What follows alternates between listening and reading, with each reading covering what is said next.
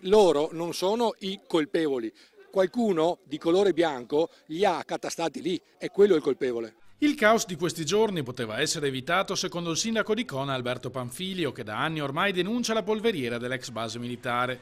Se ci avessero ascoltato per tempo, sostiene, il problema sarebbe già stato risolto. Quello che era stato rischiato da tempo, e cioè trovare altre alternative che superavano il meccanismo dell'accoglienza diffusa su base provinciale, è avvenuto. In poche ore si sono trovati circa 200 posti. Se si fa una revisione di una settimana probabilmente se ne trovano degli altri.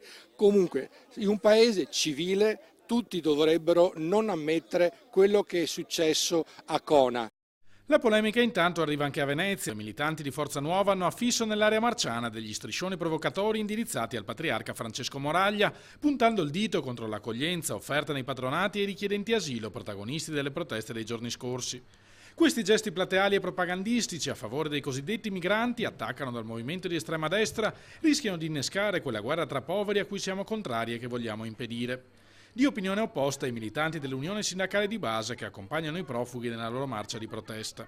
Quello che noi auspichiamo è che venga dato il permesso di soggiorno a tutti per 2 anni per ragioni umanitarie. Non è possibile tenere persone che chiedono asilo in Italia, tenerle sospese in un limbo per 3 anni quando la legislazione italiana dice che entro 3 mesi va data risposta.